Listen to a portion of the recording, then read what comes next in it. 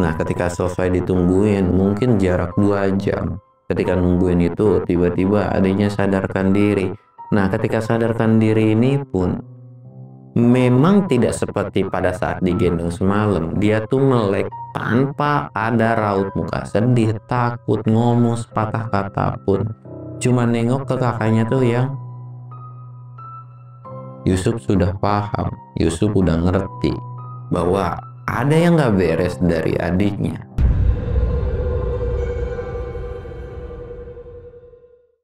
Assalamualaikum warahmatullahi wabarakatuh. Balik lagi di channel Samsul Mister Horror.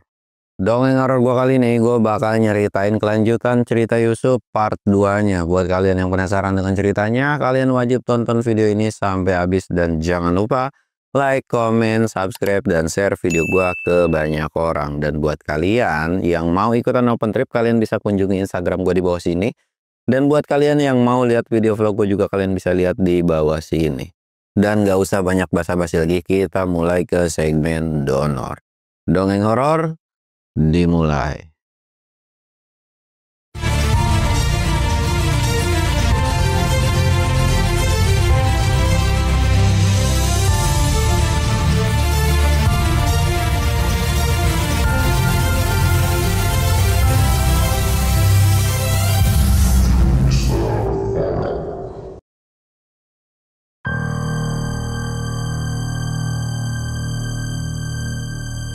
Oke cuy, sebelum masuk ke ceritanya, kita ritual kayak biasa lah ya.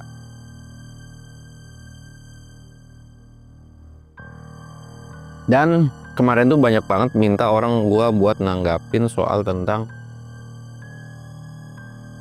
pendaki. Sekarang kan lagi ramai banget tuh pendaki-pendaki yang pada foto di atas tugu.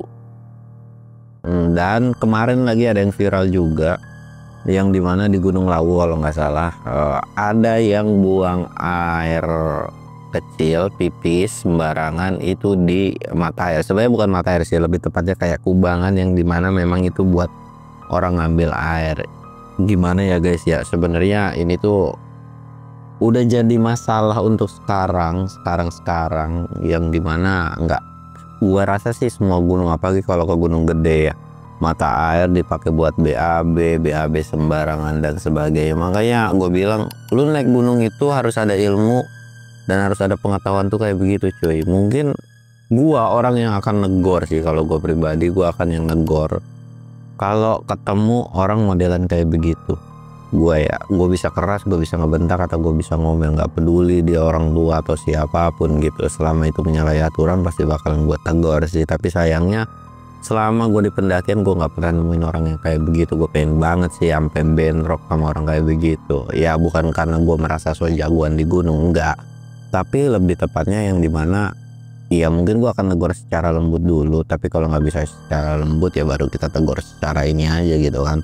Ya sekarang gampang sih sebenarnya, walaupun mungkin bisa pakai video lah, atau lu pakai foto, lu videoin lu mau selesai atau enggak gitu, atau lu minta maaf dan sebagainya. Kalau misalnya enggak, gue viralin gitu aja guys, sesimpel itu. Karena manusia sekarang tuh kalau diomongin agak susah, jadi ya udah dilaporin aja, itu paling gampang lah.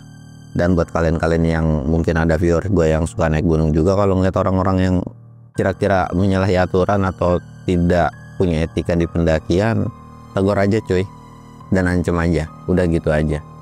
Iya, karena kan kalau misalkan gunungnya bersih dan sebagainya kan yang enak buat kalian-kalian, mungkin anak kalian dan sebagainya gitu kan.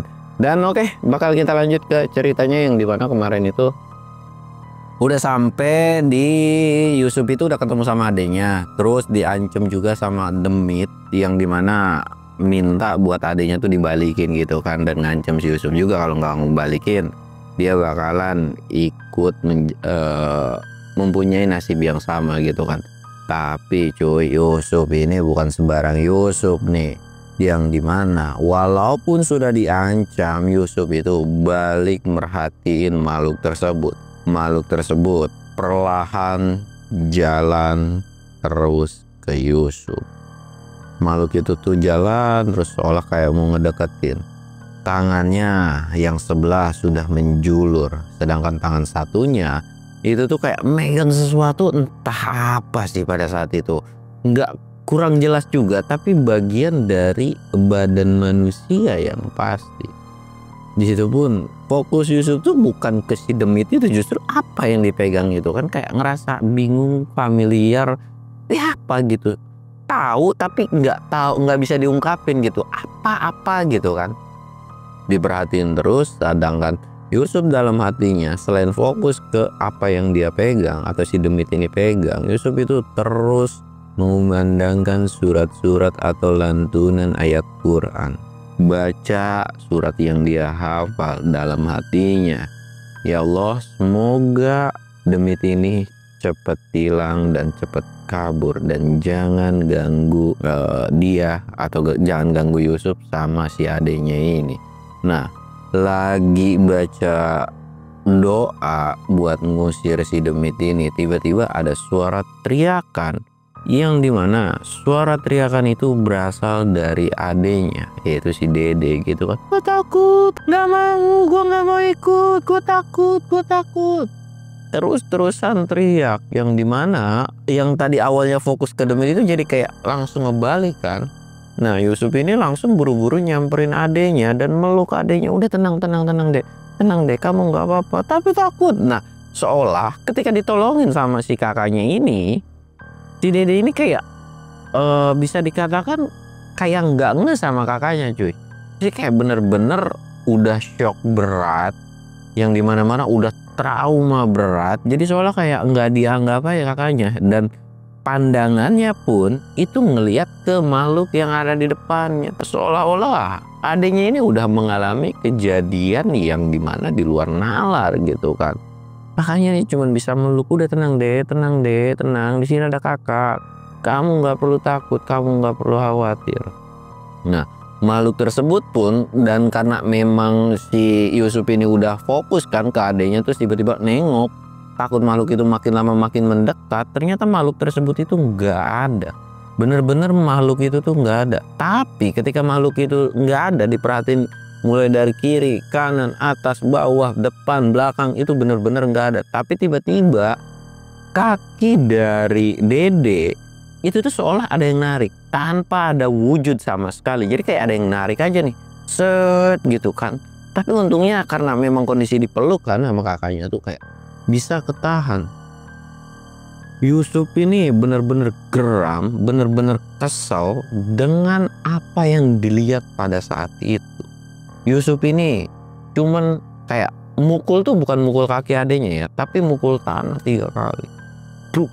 Bruk, pergi kalian dari sini. Jangan ganggu adekku. Di situ pun seketika yang tadi kakinya ngangkat soal kayak ada yang narik langsung jatuh. Dan suasana di situ tiba-tiba hening lagi tanpa ada suara apapun atau balik normal seperti semula. Dan karena memang situasi dan kondisi di situ sudah tidak memungkinkan, akhirnya Yusuf ini ngegendong adenya pada saat itu. Karena memang kalau harus berlama-lama di situ, takutnya adenya nih kayak traumanya tuh kena lagi gitu kan. Karena udah nggak bisa ditanya sama sekali. Nah, setelah dari kejadian itu tuh adiknya sadar, tapi dengan kondisi ngelamun. Dek, ini kakak loh. Dek, matanya melotot, tapi dengan tatapan yang benar-benar kosong. Akhirnya dengan susah payah adiknya itu digendong. Nah, dalam perjalanan untuk balik ke tenda, pada saat itu memang daya ingat dari Yusuf ini itu bagus banget. Tapi dia tahu permasalahannya ketika harus balik lagi itu harus melewati jalur yang curam, jalur yang sulit. Sebetulnya itu mudah kalau kondisinya itu sendiri. Tapi kalau kondisinya dengan ngegendong itu udah nggak bisa sih. Maksudnya kayak benar-benar harus muter otak gimana caranya supaya bisa balik lagi ke tenda. Singkat cerita, Yusuf ini jalan walaupun dengan tergopoh-gopoh, walaupun dengan susah payah, sampailah dia di salah satu titik yang pada saat itu titik ini tuh bisa dikatakan semacam kayak tebingan, Yusuf ini tadinya tuh pengen coba mau balik lagi tapi bingung gitu kan mau ngambil tali. Karena memang Yusuf ini udah prepare segala-galanya. Cuman dia nggak expect bahwa dia akan ke tempat seperti ini ketika di malam hari. Mungkin kalau nggak ketemu di hari itu pun dia akan nyari besok gitu kan. Nah karena memang kondisinya juga seperti itu, akhirnya kayaknya gue harus nunggu pagi deh. Kalau gue nggak nunggu pagi, kayaknya gue nggak mungkin buat ngelewatin tebingan tersebut. Apalagi dengan kondisi malam hari. Dan adanya yang tidak sadarkan diri, bisa dikatakan orang yang mungkin Yusuf pun kayak berpikiran bahwa jiwanya itu lagi nggak ada di raganya sendiri. Dan Yusuf pun harus segera minta pertolongan terhadap orang-orang bawah, orang-orang base camp dan beberapa temannya. Singkat ceritanya, Yusuf pun cuman bisa duduk sambil meluk adiknya sambil nangis. Di situ pun sambil ngusapin kepalanya, "Dek, kamu tuh kenapa sih? Kenapa kamu bisa kayak gini? Teman-teman kamu pada kemana? Apa yang terjadi sama kalian? Dan apa yang telah kalian perbuat sampai-sampai penunggu Gunung Ciremai ini murka terhadap kalian? Dan gimana kabar mereka?" Yaitu kabar teman-temannya gitu kan. Di situ Yusuf tuh cuman bisa nangis karena yang dipikiran Yusuf adalah gimana kabarnya kalau orang tua mereka atau orang tua dari si Yusuf dan si Dede ini tahu kondisi anaknya seperti ini. Terus gimana kondisi keluarga-keluarga yang lainnya? Yusuf harus bilang apa? Apakah nanti akan dicap egois karena nggak mau nolongin yang lain? Yusuf udah ngerasa bingung, dan saking kebingungannya karena faktor udah kelelahan, capek, akhirnya Yusuf ini terlelap tidur dengan kondisi memeluk adiknya. Singkat cerita, bangun tidurnya itu seperti ada yang membangunkan, yang dimana ada seekor burung itu hinggap di kepalanya, tek, kayak matuk-matukin jidatnya gitu, tuk tuk tuk tuk. Yusuf tuh kayak, astagfirullahaladzim, apa sih? Melihat kan, ternyata Yusuf ini cuma senyum dan tahu bahwa ini sudah mulai memasuki kayak lewat subuh lah ya kan. Akhirnya Yusuf ini langsung buru-buru bergegas buat menunaikan sholat subuh. Walaupun telat, tapi nggak ada permasalahan cuy. Jadi akhirnya menjalankan sholat subuh lah pada saat itu gitu kan. Setelah sholat subuh, dilihat adiknya pun tertidur pules juga. Yusuf belum bisa bertindak apapun. Ngecek lagi kondisi adiknya. Nafasnya masih bagus dan kayaknya ini bukan pingsan, melainkan memang istirahat. Ditungguin sama Yusuf. Nah ketika selesai ditungguin, mungkin jarak 2 jam. Ketika nungguin itu, tiba-tiba adiknya sadarkan diri. Nah ketika sadarkan diri ini pun memang tidak seperti pada saat digendong semalam. Dia tuh melek tanpa ada raut muka sedih, takut, ngomong sepatah kata pun. Cuma nengok ke kakaknya tuh yang Yusuf sudah paham. Yusuf udah ngerti bahwa ada yang gak beres dari adiknya. Tanpa ngomong, tanpa nyapa pun, Yusuf kayak ngangkat tangannya, tek, seolah yuk jalan gitu kan. Dan Dede ini langsung ngikutin dengan kondisi dituntun pada saat itu. Nah yang anehnya adalah si Dede ini seolah kayak ada yang merasuki jalannya itu, maksudnya kayak yang nggak kabur kemana-mana gitu kan. Ngelewatin tebingan tersebut itu berhasil coy. Ketika selesai ngelewatin tebingan itu berhasil, atau di spot-spot yang curam itu berhasil, tiba-tiba Dede ini pingsan, nggak sadarkan diri. Dan dalam hati Yusuf ini bahkan dia tuh bergumam nada pelan, terima kasih atas pertolongannya. Entah siapa yang nolongin Yusuf pada saat itu, atau siapa yang merasuki adiknya Yusuf pada saat itu. Nah ketika pingsan, Yusuf ini langsung kembali ngegendong lagi dan buru-buru bergegas balik ke area campnya. Singkatnya, sampailah dia di area camp. Nah ternyata ketika sampai di area camp, di situ ada beberapa orang yang memang gak asik. Ya, mereka itu adalah teman-temannya Yusuf. Di situ pun langsung tanpa nanya AIWO, mereka itu langsung sigap nolongin dari Yusuf dan adiknya. Nah, ketika udah ditolongin, udah diamanin ke dalam tenda, teman-temannya ini bilang, jadi apa yang udah terjadi sama anak ini? Dan siapa anak itu? Yusuf ini ngasih tahu bahwa dia itu adalah adiknya. Dan Yusuf juga nggak tahu apa yang terjadi sama mereka dan nggak tahu juga berapa totalan pendakian adik dan teman-temannya. Jumlahnya nggak tahu pasti. Yusuf pun menceritakan kejadian apa yang terjadi pada saat itu. Nah, ternyata cuy, Yusuf ini kan nyeritain, sedangkan teman-temannya ini manggut seolah kayak ngerti ketika dijelasin bahwa dia bertemu dengan satu sosok seperti megang sesuatu di tangannya dan itu adalah bagian dari manusia. Temennya cuman geleng-geleng kepala doang, yang dimana teman-temannya ini kayak punya pikiran jelek dan beranggapan bahwa teman-temannya mungkin sudah tidak bernyawa lagi. Yusuf merasa heran dan bingung. Apa yang harus dia bilang atau ucapin sama keluarga-keluarga tersebut, sedangkan nggak tahu siapa aja yang naik pada saat itu kan. Tapi teman-temannya ini kayak ngingetin, lu nggak perlu bertanggung jawab dengan apa yang sudah terjadi. Tapi yang pasti kita harus bikin satu tindakan dulu. Adek lu masih belum normal. Adek lu masih terjebak jiwanya. Dan kayaknya hari ini juga kita harus susuri tempat itu. Tapi dalam kondisi adek lu seperti ini kayaknya susah banget. Temannya ini kan jadi ada sekitaran 5 orang temennya, yang dimana temennya ini kayak minta, ya udah Sup, lu balik aja ke bawah, evakuasi adek lu istirahat biar kita yang nyari. Tapi Yusuf karena merasa dirinya punya tanggung jawab, apalagi dengan kondisi adiknya yang memang belum sepenuhnya normal, bisa dikatakan jiwanya terjebak. Akhirnya Yusuf kayak bilang, gimana kalau gini, tanpa mengurangi rasa hormat, gua minta beberapa kalian yang memang sanggup buat ngevakuasi adik gua. Kemungkinan nyokap atau keluarga gua pun ada di bawah. Ya, mereka semua pun bilang atau teman-temannya bilang bahwa di base camp itu udah rame banget. Dan nggak apa-apa juga kalau memang itu pilihan lu, karena gua tahu lu pun bukan pendaki kemarin kan.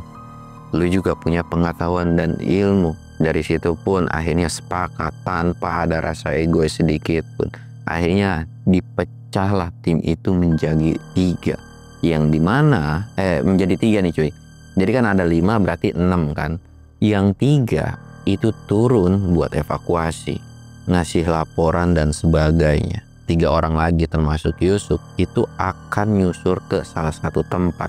Tapi nanti 1 orangnya itu buat ninggalin jejak yang dimana dia nggak bakalan stay dan bisa dikatakan jadi diem di salah satu pos. Sedangkan Yusuf sama 1 temennya ini bukan sembarangan orang, bisa dikatakan orang yang sudah melanglang buana atau nggak pernah takut yang namanya demit, setan, apalagi memang orang yang bisa survival di hutan gitu kan. Singkat ceritanya, setelah pembagian tugas tersebut, 3 orang ini langsunglah turun dan minta pertolongan untuk evakuasi. Sedangkan 3 orang lagi akhirnya mereka jalan.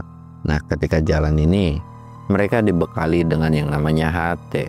Jadi yang satu standby tapi tetap awal-awalnya yang ikut gitu kan. Mereka itu jalan dan gerak cepat, dan Yusuf pun ngasih tahu tentang kendalanya apa aja. Akhirnya mereka udah prepare segala-galanya, logistik dan sebagainya. Akhirnya mereka meneruskan perjalanan. Nah, ketika meneruskan perjalanan ini, sampailah mereka di titik yang sebelumnya. Yusuf pun ngasih tahu ke temannya, gua ketemu adik gua di sini, dan gua ngeliat makhluk itu ada di sebelah sana. Tapi gua nggak tahu pasti sih mereka ini munculnya dari mana. Maksudnya rombongan adik-adiknya ini larinya dari mana gitu kan. Ya udah gini aja, kita bagi tugas.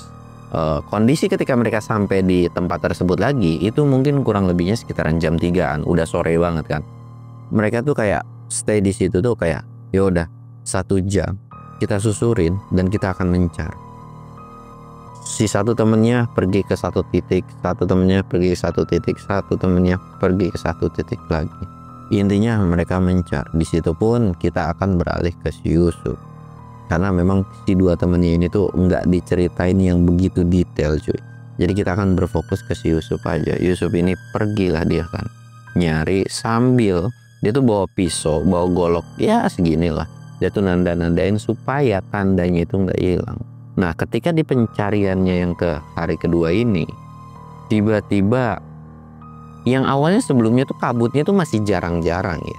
Dan sebelumnya pun dia nggak nemuin kabut yang tebal. Tapi itu tuh kayak kabutnya tuh dibawa angin gitu aja dan nutupin gelap gulita. Dan bahkan itu seperti malam hari. Ya mungkin sekitar jam 7 mungkin gitu kan. Ya remang-remang banget. Akhirnya Yusuf tuh langsung ngambil headlamp dan dia nyenterin.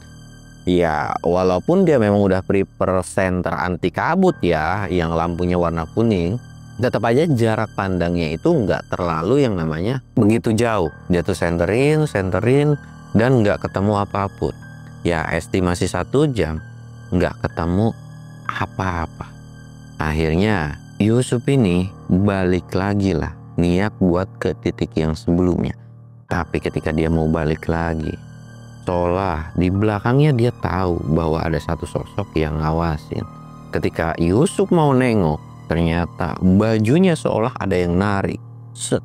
Bahkan tarikan dari makhluk tersebut itu benar-benar kenceng sampai kepala dari si Yusuf ini kebentur ke sebuah pohon. Soalnya makhluk itu kayak tembus aja dan itu kayak Yusuf ini coba ngepisin tapi nggak bisa. Dan paling anehnya adalah kalau ada perwujudannya kan kalau dikepisin gini berasa ya, tapi ini nggak ada, cuman kayak terbang sendiri aja nih cuy. Yusuf ini udah panik dan dia tahu bahwa semakin dibawa mungkin di belakangnya itu bisa aja jurang, bisa aja tempat yang berbahaya kan. Yusuf dalam hatinya coba nenangin diri, ngelafalin doa yang dia hafal, baca surat ayat kursi supaya gimana caranya ngusir makhluk tersebut. Ternyata makhluk tersebut tuh seolah kayak susah banget diusirnya. Yusuf ini udah megang pohon-pohonan, badannya udah sakit kehantamin pohon terus. Bahkan ketika nyengkram pun, entah itu pohon duri pohon apa, dicengkram sama dia. Tapi tetap aja seolah kayak tangannya itu, seolah pohon yang dia pegang itu kayak ada sabunnya atau licin gitu cuy, seret aja. Dan bahkan sesekali ketika megang pohon pun itu kayak ada yang nepuk tangannya, kayak lu jangan pegangan gitu kan. Terus aja Yusuf udah ngerasa pasrah, tapi alhamdulillahnya ada satu sosok yang gak lain dan bukan itu adalah temennya yang loncat langsung megangin si Yusuf itu ke bagian kakinya banget. Temennya ini langsung melotot seolah kayak ngeliat sesuatu. Dan ketika dipelototin sama temennya, sosok yang narik Yusuf itu langsung hilang begitu aja. Bahkan kabutnya pun itu langsung lenyap seketika seolah kayak angin kenceng wush. Dalam hitungan detik ketika kabut itu hilang, temennya ini bilang, lu lihat belakang lu. Astagfirullahaladzim. Ternyata benar, di belakangnya itu adalah jurang, yang dimana kalau jurang itu sampai dia jatuh atau ya mungkin beberapa meter lagi ketarik terus, bisa aja Yusuf ini meninggal pada saat itu. Tapi untungnya Yusuf keburu ditolongin sama temennya. Temennya ini kayak bilang, yuk cabut. Temennya nggak bilang apapun. Singkat ceritanya, Yusuf ini sampailah di titik pertemuan. Di situ pun ketiga temennya udah kumpul. Dan kondisi ketika kumpul pun itu udah maghrib.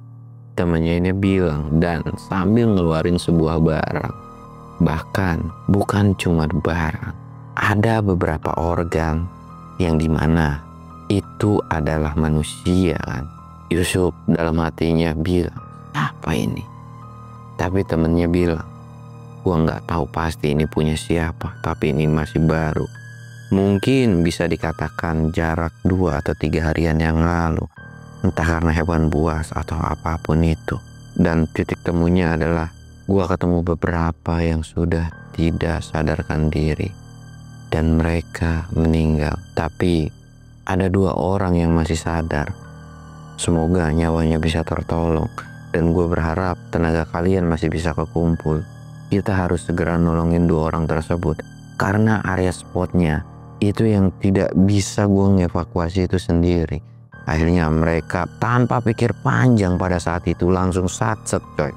Bener-bener langsung satset. Ayo. Berangkatlah mereka itu walaupun dengan kondisi malam hari. Nah ketika berangkat itu sebetulnya gangguan pada saat itu pun makhluk-makhluk itu banyak. Namun seolah bahwa si temennya ini tuh kayak memang ya demit-demit di situ mau siapapun kayak nggak berani. Akhirnya sampai di satu titik walaupun dengan pandangan demit-demit dari Gunung Ciremai itu banyak yang natap, mereka itu nggak gentar sama sekali. Dan salah satu temennya bilang mereka ada di bawah. Tadi udah gue kasih pertolongan pertama sih. Ada beberapa bagian tulang mereka yang patah. Jadi sebisa mungkin kita harus hati-hati. Ya, mereka itu dengan pengetahuan dan ilmu yang mereka punya, mereka itu turun 2 orang. Satu orang bagian narik di atas karena kondisinya kayak ditarik gitu kan cuy. Nah walaupun dengan susah payah akhirnya mereka berdua tuh kayak bisa narik si korban ini kan. Nah ketika ditarik ke atas, salah satu tuh kayak siuman, tapi yang dimana dia tuh kayak pengen pulang dengan suara yang bisa dibilang sedikit pilu. Dan alhamdulillah itu kayak semoga bisa ketolong.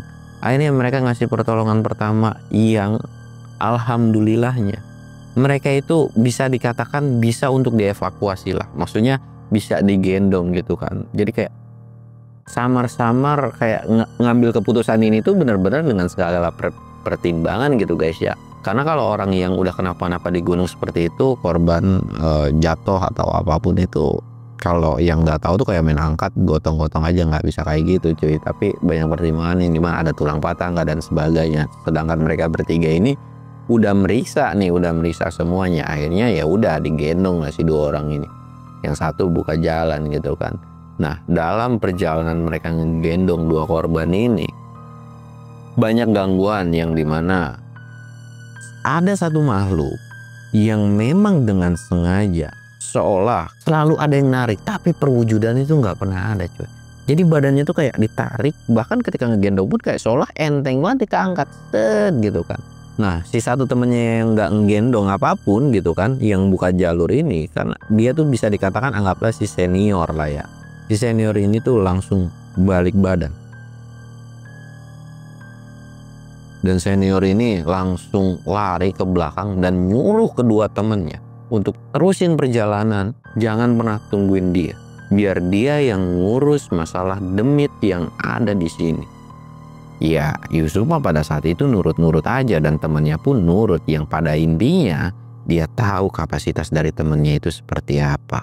Dan bisa dipastikan selama ada temennya itu atau si senior itu, Yusuf pasti akan aman selama pendakiannya atau selama evakuasinya. Akhirnya dengan susah payah, jadi udah sampai di tebingannya lagi nih. Ternyata ketika sampai di tebingannya ini, kedua temennya, bahkan ada beberapa orang juga, itu udah sampai di situ lagi cuy. Jadi kayak seolah pas banget timingnya, karena mereka itu udah yang punya feeling gitu kan. Akhirnya langsung nyampe dan dibantuin, dan di situ pun nggak ada yang ngomong sepatah kata pun. Akhirnya mereka balik lagi lah ke tenda. Nah ketika balik ke tenda ini, ngejelasin lah dengan apa yang sudah terjadi sebelumnya. Singkat ceritanya nih cuy, si senior ini tuh udah balik. Nah ketika udah balik ini, senior ini udah bilang nggak apa-apa, Yusuf suruh balik aja. Dan temennya ini ngasih tahu tentang apa yang dia lihat, tapi Yusuf tidak boleh dilibatkan lagi atau ya udah cukup sekian. Karena si Yusuf ini bisa dikatakan salah satu korban adanya juga gitu kan. Jadi iya biar ngecek sendiri. Dan senior ini bilang ke Yusuf, tenang, adek lu insya Allah nggak apa-apa. Dan gue bisa pastiin adek lu nggak akan kenapa-kenapa. Tapi gue nggak tahu dengan beberapa temannya yang lain. Tapi gue akan usahakan kalau memang sudah tidak bernyawa, jasad mereka akan kembali ke keluarganya. Tapi gue nggak yakin dengan kondisi yang utuh. Yusuf cuma bisa nunduk doang. Singkat ceritanya, beberapa rombongan turun ke bawah. Sedangkan rombongan yang lainnya itu tuh seolah kayak ada misi lain buat nyari yang sebelum-sebelumnya gitu kan.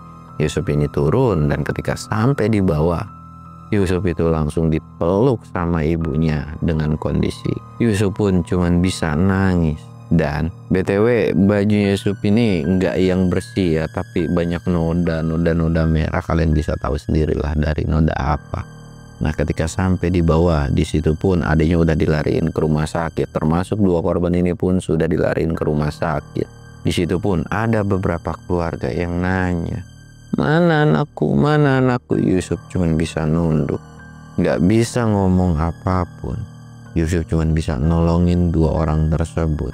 Di situ pun Yusuf kayak dialihin atau dibawa supaya nggak ditanya-tanya, karena memang Yusuf pun punya adik yang jadi korban juga. Ya trauma juga masih ada. Akhirnya dipelipirin lah. Dan Yusuf ini juga langsung dibawa ke rumah sakit yang dimana adiknya itu dirawat.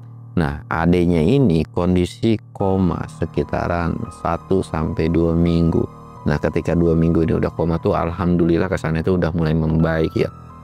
Dan ternyata dari ketiga orang yang selamat ini cuy, ketiganya nggak ada yang ngomong apapun tentang kejadian tersebut.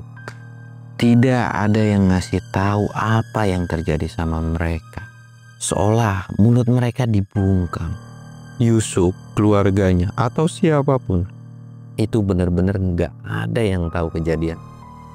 Dan semenjak dari kejadian itu pun, adanya Yusuf ketika udah sembuh pun itu benar-benar jadi manusia yang introvert, pendiam, jarang banget ngomong, bener-bener minim banget ngomongnya. Ya Yusuf nggak bisa berkata apapun kan. Kalau memang adanya udah seperti itu ya mau gimana lagi. Singkatnya, setelah dari kejadian itu Yusuf bener-bener murka, dalam artian murka keselnya tuh kayak ngebakar semua barang-barang pendakian. Siapapun di keluarganya tidak boleh ada yang mendaki lagi. Walaupun memang sebenarnya iya di sisi lain Yusuf ini kan punya ilmu dan pengetahuan, itu bermanfaat ketika seperti itu. Tapi ngelarang keras banget karena udah ngelihat kondisi adiknya itu bener-bener udah bukan jadi cewek normal lagi, bener-bener diem kayak orang yang gangguan jiwa cuy. Jarang ngomong, kayak diomongin tuh kayak mau makan gak? Cuman begitu-begitu doang cuy. Jadi nggak ada yang ngobrol panjang mah gimana nggak ada. Walaupun tatapan matanya ini udah nggak sedatar atau nggak sepolos sebelumnya. Dan dari situ pun Yusuf cuman bisa berdoa, semoga kelak nanti adiknya bisa kembali normal, termasuk dengan kedua temennya yang mengalami kejadian hal yang sama juga. Tapi dari keluarga beberapa korban yang meninggal atau yang nggak diketemuin pun, itu tuh cuman bisa nangis. Dan ada beberapa keluarga yang nyalahin dari Yusuf nggak bisa nemuin dan sebagainya. Ya wajar lah, namanya juga orang kehilangan gitu kan. Yusuf tuh cuman bisa nunduk doang dan ngucapin minta maaf karena nggak bisa nyelamatin semuanya. Nah totalan yang pada saat itu hilang adalah 3 orang ketemu, 3 orangnya meninggal, 2 orangnya nggak tahu kemana. Dan gue tidak akan ngasih tahu kondisi yang 3 ini seperti apa. Dan setelah dari kejadian itu pun akhirnya cerita ini pun selesai cuy. Pelajaran yang bisa kita ambil adalah ada baiknya ketika kalian pergi kemanapun laporan dengan keluarga, supaya keluarga itu bisa sat-sat nyari kalian ke satu tempat yang dimana kalian laporan mau ke pantai, mau ke gunung, mau ke rumah temen. Jadi kalau kalian nggak pulang berhari-hari pun keluarga itu tahu harus nyari kalian itu kemana. Nah itu salah satu fungsi yang dimana ketika kalian itu wajib izin sama orang tua cuy. Dan kalau diizinin sama orang tua juga kan salah satu berkah doa buat kalian juga supaya kalian bisa selamat ketika kalian entah itu kerja, entah itu kalian main atau kemanapun gitu kan. Yang pada intinya adalah sesuatu hal yang positif dari cerita ini silahkan kalian ambil, yang buruk silahkan kalian buang. Gua Samsul undur diri. Assalamualaikum warahmatullahi wabarakatuh.